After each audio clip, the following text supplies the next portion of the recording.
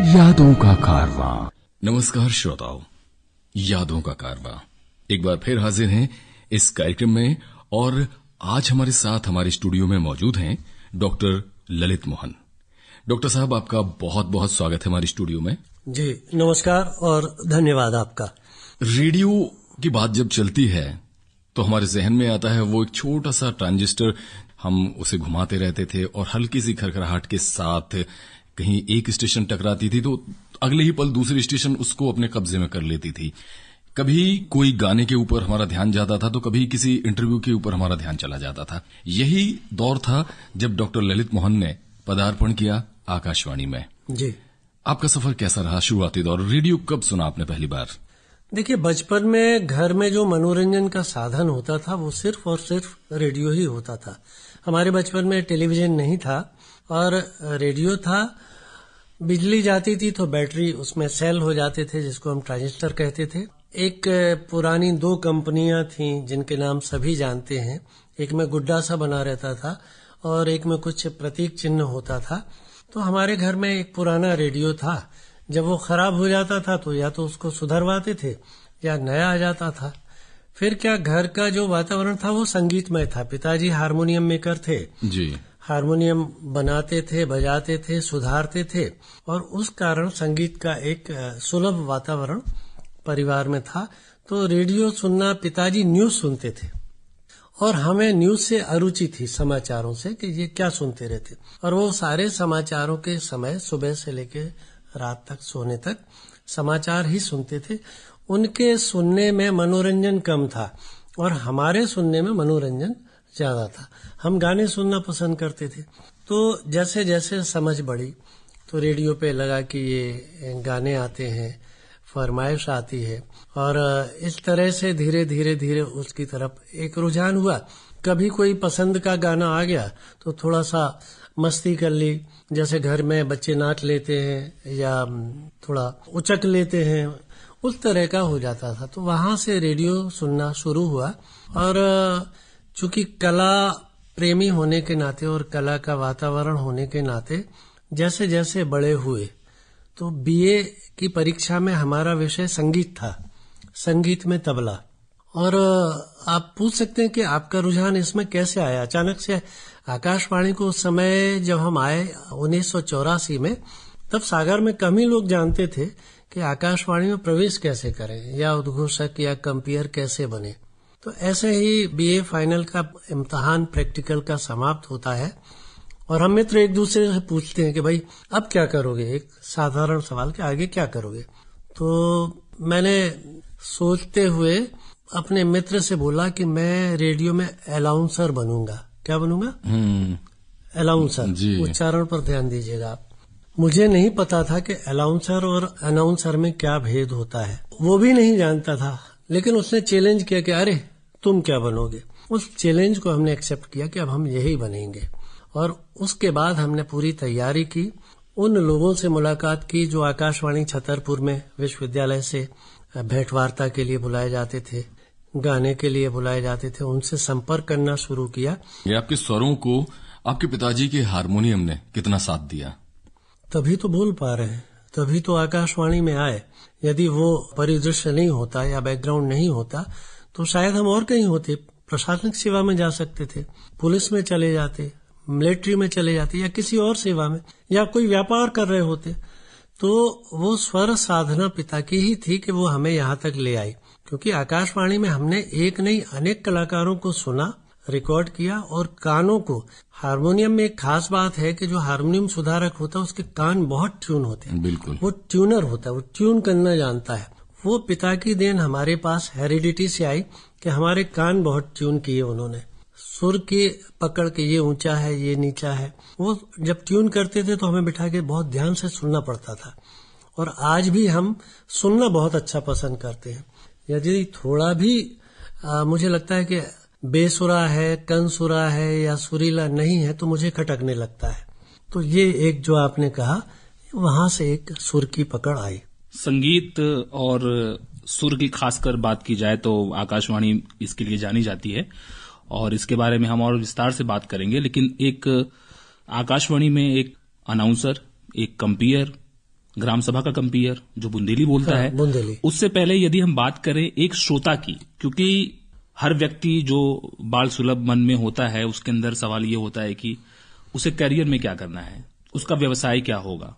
आमतौर पे आदमी डॉक्टर, इंजीनियर इस तरीके से सोचते हैं। आकाशवाणी में उद्घोषक या आकाशवाणी का कोई एक अधिकारी होना ये बहुत रेयर कॉम्बिनेशन, दुर्लभ किसी व्यक्ति के दिमाग में आता है। या हो सकता है जिस दौर की बात आप कर रहे हैं उस दौर में आकाशवाणी या फिर रेडियो का वो जबरदस्त क्रेज था, तो ये भी एक विकल्प के रूप में एक श्रोता के मन में आता होगा। किस समय आपके मन में ये बीज प्रस्फुटित हुआ कि अब मुझे रेडियो की नौकरी करनी है, आकाशवाणी की नौकरी करनी है, उस चैलेंज के अलावा जो किसी व्यक्ति ने आपको दिया था? आपके हृदय से ये उद्गार कब आया? ग्रेजुएशन के बाद एक मध्यम वर्गीय परिवार में होने के नाते पहली चिंता होती है रोजगार की। पिता हारमोनियम सुधारते थे, एक कमाने वाला और पूरा परिवार चलाने वाला। तो यह है कि भाई ग्रेजुएशन के बाद कुछ तो करना है। अब वो कुछ तो में क्या करना, चूंकि कलात्मक रुझान था, तबला बजाना, हारमोनियम बजाना, मंचों पर अभिनय करना, ये सब करते हुए मुझे लगा कि इन सब से जुड़ा हुआ यदि कोई रोजगार है तो उन परिस्थितियों में, सन 84 की बात कर रहे हैं हम, कि यदि नौकरी थी तो रेडियो में थी। और सब जगह जब तलाशा के इन क्षेत्रों में इन कामों के लिए कहाँ नौकरी है, तो मुझे सबसे जो सुलभ लगा और सुगम लगा वो आकाशवाणी लगा। और यही सोच के हमने एक पोस्ट निकली थी आकाशवाणी छतरपुर में, बुंदेली कंपेयर सह उद्घोषक। एक ही पद था और उसके लिए आवेदन कर दिया। और अकेला आवेदन नहीं किया, फिर उसमें जितनी योग्यताएं, अर्हताएं मांगी गई थी उन पर जो होता ना टूट करके उसकी तैयारी करना। तो नगर के जितने उस समय बुजुर्ग लोग थे, प्रतिष्ठित कलाकार, साहित्यकार, सबसे मैं मिलता था कि आप रेडियो जाते हैं, मुझे बताइए वहाँ क्या होता है, कैसे होता है, कैसे रिकॉर्डिंग होती है, कैसे वो बातचीत करते हैं। मैंने कभी आकाशवाणी देखी भी नहीं थी। और लोग कहते थे एक तरफ बोलने वाला बैठता है, एक तरफ रिकॉर्डिंग करने वाला, बीच में एक कांच होता है। ये सब मेरी कल्पना में थे और उसी कल्पना ने मुझे खींचा कि एक बार जाके देखना चाहिए। तो कभी एक यूनिवर्सिटी के प्रोग्राम की रिकॉर्डिंग में मुझे जाने का मौका मिला और मुझे वहां संगत में हारमोनियम बजाना था। पहली बार छतरपुर आकाशवाणी ऐसे मैंने देखा और मुझे हारमोनियम संगतकार का एक छोटी राशि का चेक भी मिला था जो आज तक सुरक्षित है। उसके बाद के कोई सुरक्षा कागज मेरे पास नहीं है। पहली कमाई थी जीवन की आपकी। जी। तो वो शायद 65 रुपए था, तो वो सुरक्षित है मेरे रिकॉर्ड में। और उसके बाद तो फिर एक सिलसिला चल पड़ा। इस तरह से एक बार जब आप वहां का सिस्टम देख आए तो मुझे लगा इससे साफ सुथरा कोई विभाग नहीं है, इतना डिसिप्लिन कोई विभाग नहीं है, इतना कल्चर्ड कोई विभाग नहीं है मेरे हिसाब से। जी होंगे दूसरों के लिए। और फिर मैंने प्रण किया कि ये मेरे लिए जगह बनी है और मुझे इस पोस्ट के लिए जी जान लगाना है। और उस जमाने में बुंदेलखंड का कला, संगीत, संस्कृति, ये उसकी खास मांग थी उस पद के लिए कि हिंदी के साथ आपको बुंदेली कला, साहित्य, संस्कृति, मतलब बुंदेलखंड में जो कुछ भी है उसका नॉलेज आपको होना चाहिए। संगीत के कार्यक्रम में एक संगतकार के रूप में आकाशवाणी के स्टूडियो में पहली बार आपका जाना हुआ और शायद पहली बार साक्षात्कार आपका आकाशवाणी का रूबरू ऐसे ही हुआ। लेकिन बोलने की दुनिया में, आवाज की दुनिया में, इसमें पदार्पण आपका कैसे हुआ? और क्या वो चीज थी जो आपको अंदर से, भीतर से मोटिवेट करती थी कि नहीं, मुझे माइक पे जाना है और बोलना है, लोगों से रूबरू होना है?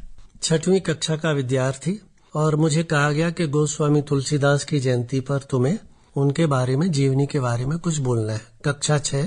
मैं अपने घर आया, पिता से पूछा कि कुछ तुलसीदास जी के बारे में बोलना है।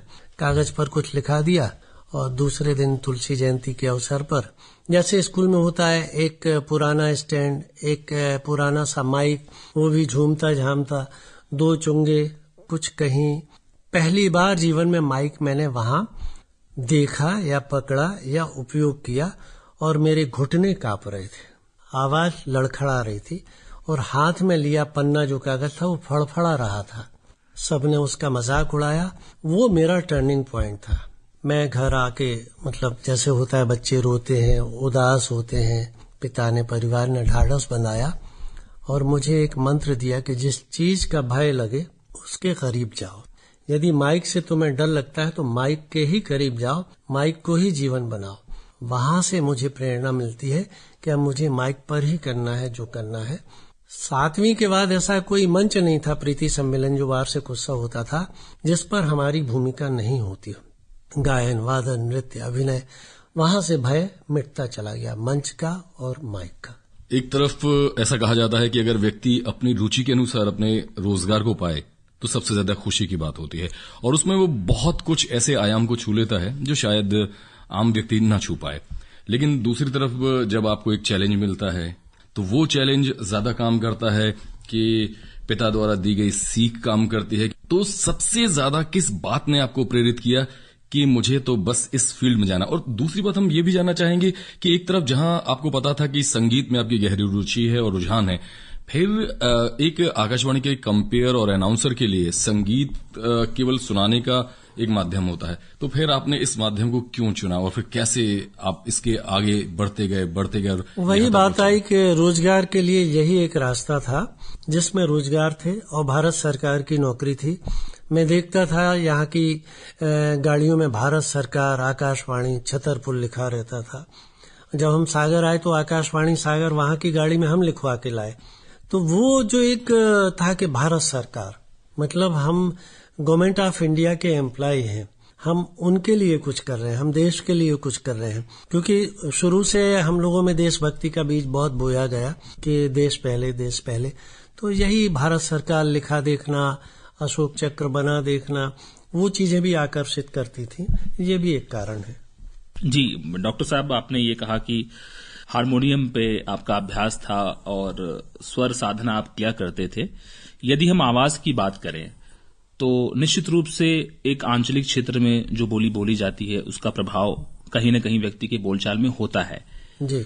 शुद्ध रूप से यदि व्याकरणिक दृष्टिकोण से हम हिंदी बोलने की बात करें, एक मानक हिंदी की बात करें, उस पे पकड़ आपकी कैसे मजबूत होती गई, उसका अभ्यास आपने कैसे किया, और रेडियो के उस जमाने के कौन से वो उद्घोषक थे जिनसे आप बहुत मुतासिर थे, जिनसे आप सीखा करते थे, सुन सुन के सीखा करते थे, या समाचार वाचक थे? इसकी पूरी प्रक्रिया आपकी कैसे, आपकी जो ये पूरी निर्मिति हुई वो कैसे हुई एक उद्घोषक या कंपेयर के रूप में? देखिए, जैसे हमने कहा कि हम अलाउंसर और अनाउंसर का भेद नहीं जानते थे। सागर और बुंदेलखंड में तीनों सा एक होते हैं, जिनको हम मूर्धन्य, तालव्य और दंत के नाम से जानते हैं। हम सब में सा कहते हैं। हमारी सड़क होती है, हमारी शक्कर होती है, हमारा षटकोण होता है।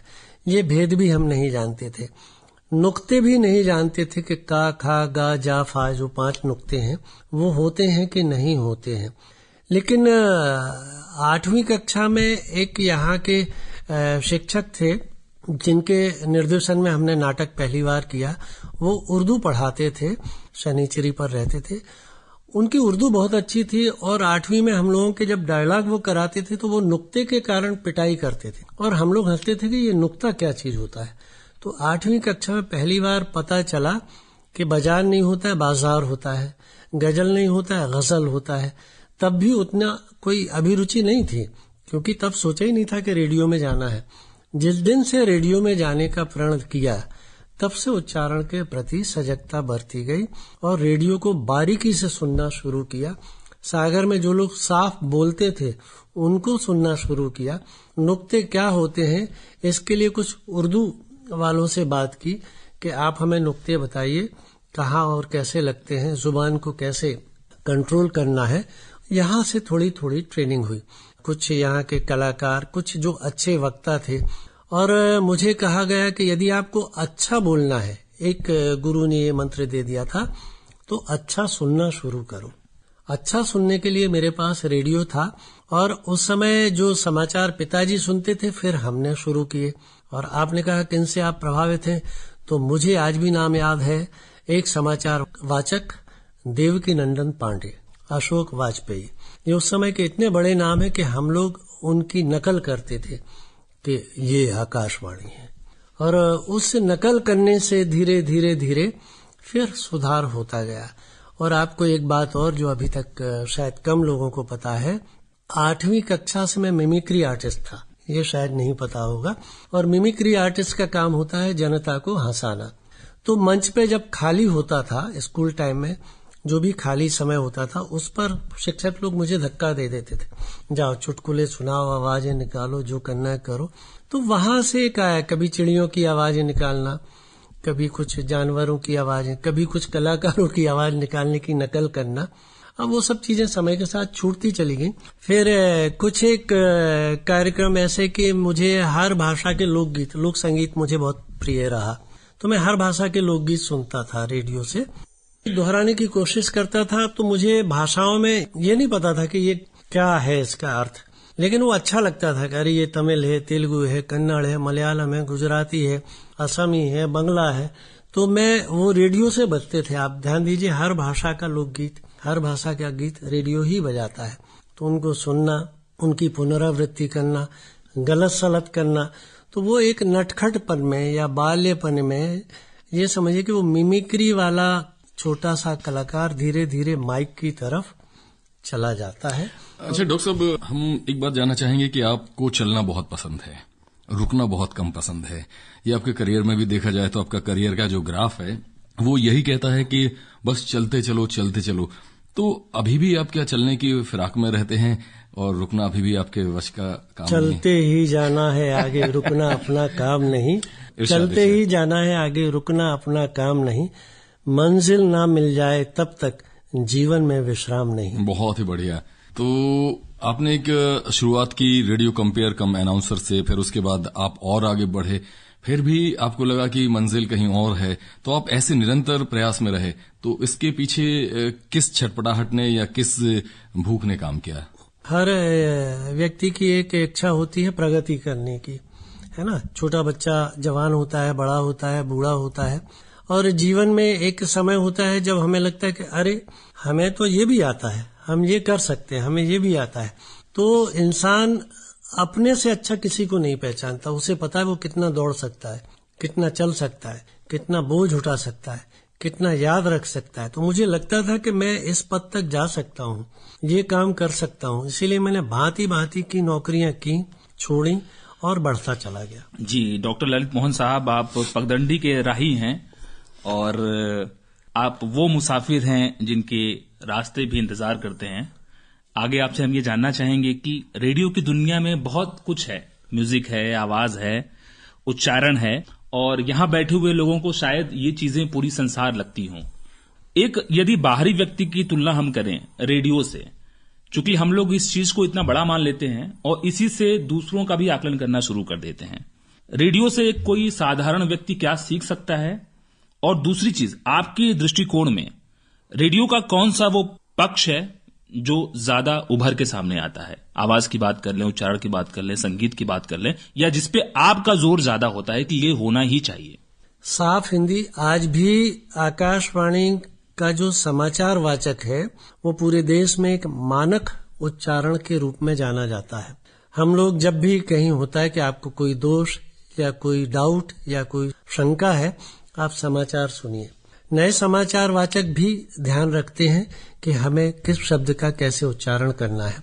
और रेडियो की पहचान ही यही है कि आजकल आप देखिए कि जो दूसरे तरह के और भी चैनल्स आ रहे हैं, यदि आप टेलीविजन न्यूज में हैं तो वहां उच्चारण का इतना महत्व नहीं है, वहां घटना का महत्व है।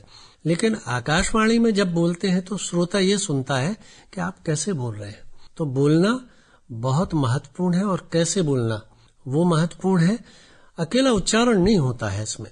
हम लोग ये कहते हैं वॉइस कल्चर में पिच, प्रेशर, पॉज, पंक्चुएशन और प्रोनाउंसिएशन, ये 5 P का फार्मूला है। आप सिर्फ एक हेलो कहते हैं, लेकिन दिन भर में आपके पास 100 फोन आते हैं, वो 100 तरह से आपसे हेलो कहते हैं, और आपका कान और दिमाग ये पकड़ता है कि इस हेलो का मतलब क्या है। क्या प्यार है या तिरस्कार, आकर्षण है या विकर्षण है, ये अपना है या पराया है। सिर्फ हेलो आपको महसूस कराता है कि अगला क्या है। तो फिर बाकी तो शब्द बहुत बड़ी चीज है।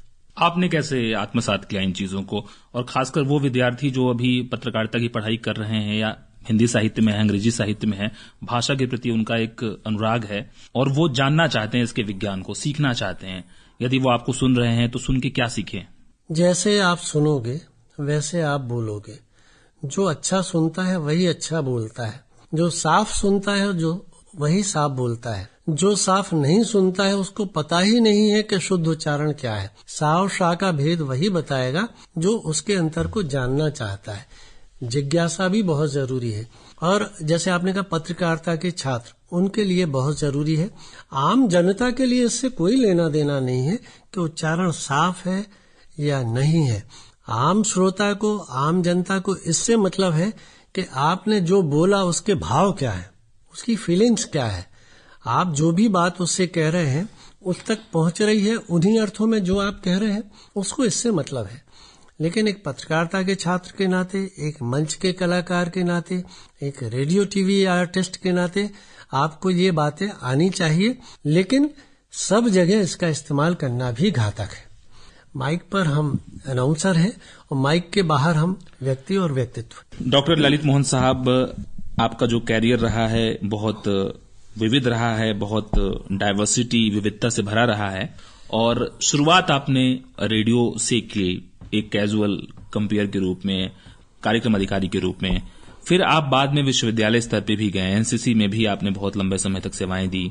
बहुत लंबे चौड़े कैरियर के बाद, इतने सारे लोगों के साथ काम करने के बावजूद, रेडियो की वो बुनियादी सीख जो ताउम्र आपके जीवन में रही और जिसका पालन आप करते रहे। क्योंकि अक्सर हम जब रेडियो वाले से बात करते हैं तो समय जब पूछते हैं तो समय के बारे में जब बात करते हैं तो होता है रेडियो टाइम, यानी कि घड़ी की सुई के नोक से चलना। तो ये आप समझाइए हमारे श्रोताओं को। देखिए, जो मैंने सीखा है वो है रेडियो से, एक तो समय की पाबंदी और दूसरा अनुशासन और तीसरा विनम्रता। क्योंकि रेडियो टॉकर कभी भी हार्ड नहीं बोलता है, क्रोध में नहीं बोलता है, इस तरह से नहीं बोलता है कि सुनने वाले को खराब लगे या वो उत्तेजित हो। तो तीन चीजें, आत्मानुशासन, विनम्रता और समय की पाबंदी। रेडियो टाइम को जो हमने सीखा, जो हम आज भी अमल करते हैं, कि आपने यदि किसी को समय दिया है तो उस समय पर पहुंचना, और किसी को समय देके बुलाया तो उसका उस समय पर आना। एक तो ये समय से काम करना। दूसरा ये कि आप किसी काम को टालिए मत। रेडियो ये सिखाता है कि शाम को 6 बजे ये कार्यक्रम जाएगा, रात्रि में 8 बजे ये कार्यक्रम जाएगा, और सिर्फ रेडियो में ही वो ताकत है कि वो कार्यक्रम 8 बजे ही जाता है, 8:05 पर नहीं जाता है। तो ये समय की पाबंदी हमें रेडियो ने सिखाई, और हमने आज भी कभी कोई काम अपना टाला नहीं है। आज भी मेरे सिरहाने एक डायरी और एक पेन होता है। यदि 2 बजे रात को कुछ याद आता है तो मैं लिखता हूँ कि ये मुझे करना है, और आज करना है, और अभी करना है। तो रेडियो टाइम का मतलब ये है कि आपके जीवन में यदि पंक्चुअलिटी है, समय की पाबंदी है, और हर कार्य को करने का एक समयबद्ध तरीका है, तो आप जीवन में सफल हो जाएंगे। जी डॉक्टर ललित मोहन साहब, आपने इस संक्षिप्त भेंट वार्ता में बहुत सारी बातें कही, बहुत सारी बातें अभी रह गईं, और शायद किसी और भेंट वार्ता के मुतालिक वो बातें पूरी भी होंगी। लेकिन जो सूत्र वाक्य निकल करके आपके रेडियो की वार्ता से या फिर जीवन की यात्रा से निकल करके सामने आया कि हमें समय का पाबंद रहना है। जीवन में समयबद्धता, समय की पाबंदी बहुत जरूरी है, और जिस चीज से हमें डर लगे उसके करीब जाना है, क्योंकि बिना डर को दूर किए आप उसके मास्टर, उसमें पारंगत नहीं हो सकते हैं। और तीसरी महत्वपूर्ण बात आपने कही कि यदि आपको अच्छा बोलना है तो अच्छा बोलने के लिए आपको अच्छा सुनना होगा। निश्चित रूप से जो भी नए छात्र, विद्यार्थी, खासकर जो पत्रकारिता या आवाज की दुनिया में आना चाहते हैं, जो आपकी बात को सुन रहे हैं, उनके लिए एक चीज और, इसमें चौथी बात और जोड़िएगा कि आपको अच्छा बनना है तो अच्छे व्यक्तित्व की जीवनी पढ़िए।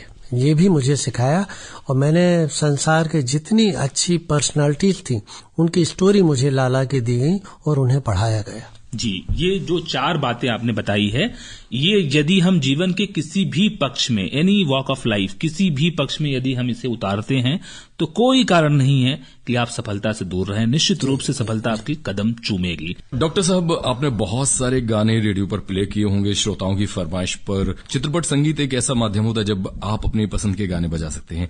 ऐसा कौन सा गीत है जो आप अभी भी भूल नहीं पाए हैं और जिसकी यादें आपके साथ गहराई से जुड़ी हुई हों? ये थोड़ा दिल को छू लेने वाला सवाल है। आकाशवाणी छतरपुर में मेरा अंतिम कार्यक्रम था फरमाइशी कार्यक्रम, और उस पर आखिरी गीत जो मैंने बजाया था, उसके बाद मैंने आकाशवाणी छतरपुर को अनाउंसर के पद से अलविदा कह दिया था। फिर भले ही विश्वविद्यालय और आकाशवाणी सागर में अधिकारी के पद पर आए, और वो गीत था तुम मुझे यूं भुला न पाओगे, जब कभी भी सुनोगे गीत मेरे, संग संग तुम भी गुनगुनाओगे। क्या बात है। मिट्टी की खुशबू ने आपको बांधे रखा सागर से, और आपका मिट्टी के प्रति वो कर्ज था जो आप उतार भी रहे हैं जी, तमाम माध्यमों से सेवा करके। बार बार जयशेखर जी छलांग लगा के आगे जाने की कोशिश करते हैं, मैं खींच के पीछे लाता हूं। जी, मेरा इंटरेस्ट या रुचि इस बात को जानने में है कि कौन से वो रेडियो के अधिकारी थे, प्रोड्यूसर्स थे, जो आपके एक मेंटर के रूप में सामने आए, और ये जो आवाज की पूरी विधा है या प्रोडक्शन की पूरी विधा है, इसमें जो एक नर्चरिंग आपकी हुई, संस्कार आपका हुआ, वो कैसे हुआ? कैसे बारीक विधा को आपने एक एक करके सीखा? कुछ टिप्स, कुछ टेक्निक्स जो आज के विद्यार्थी, आज के छात्र, या जो अभी बडिंग अनाउंसर हैं, जो अभी बिल्कुल गढ़े जा रहे हैं, वो जान सकें और सीख सकें और आपके मुखार बिंदु से। इसी सवाल के साथ एक और जोड़ देना चाहेंगे, वो कौन कौन से महान व्यक्ति रहे हैं आकाशवाणी से जुड़े हुए जिनके साथ आपने काम किया?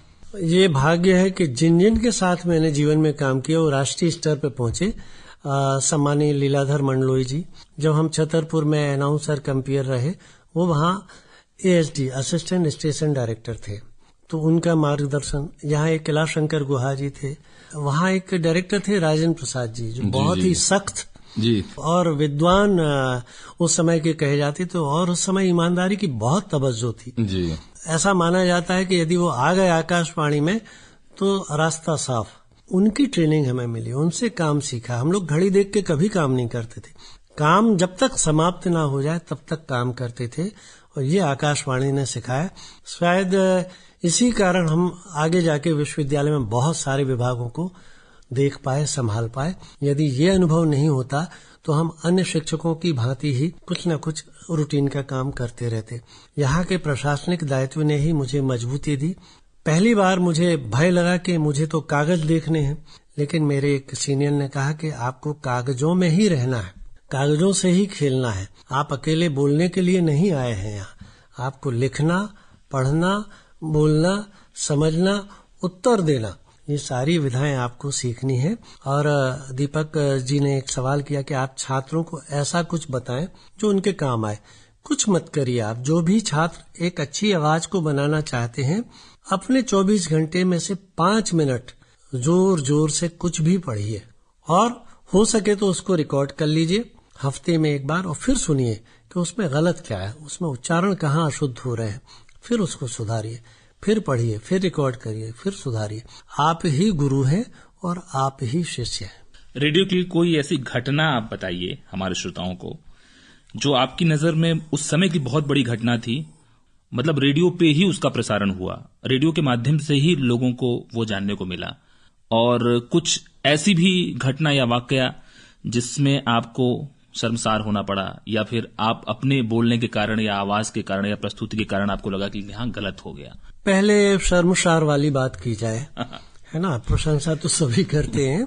मेरी 1 महीने की ट्रेनिंग के बाद दिन की सभा में मुझे अनाउंसमेंट ड्यूटी दी गई, और लगभग 1 महीने तक तो मुझे कहा कि तुम देखो और अनाउंसर के साथ बैठो कि कैसे ऑपरेट होता है। नौकरी से पहले मैं ये जानता था कि एक माइक होता है, उस पर बोलना है।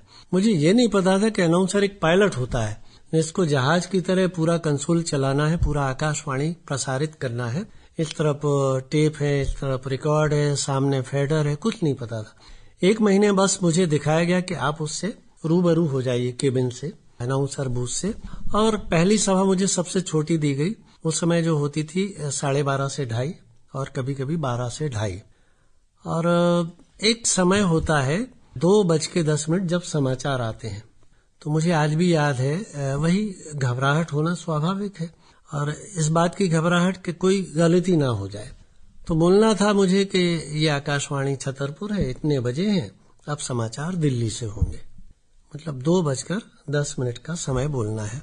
और मैं वहां बोलता हूं, ये आकाशवाणी का छतरपुर केंद्र है, दिन के 10:02 हुए हैं, अब समाचार दिल्ली से। और मुझे लगा कोई गलती नहीं हुई। उधर से जो ड्यूटी ऑफिसर थे वो दौड़े दौड़े आए, उन्होंने ऑफ किया। तब तक दिल्ली से समाचार आने शुरू हो गए। उन्होंने कहा क्या बोला? हमने कहा क्या हो गया सर? जबकि लिख के बोलना पड़ता था, उस लिखे हुए को हमारे कार्यक्रम अधिकारी सिग्नेचर करके चेक कर, लिखा सही था। घबराहट में आपने गलत बोल दिया। हाँ, तो मैंने कहा क्या समय बोला आपने? हमने कहा सर 2:10। बोले जी नहीं, 10:02।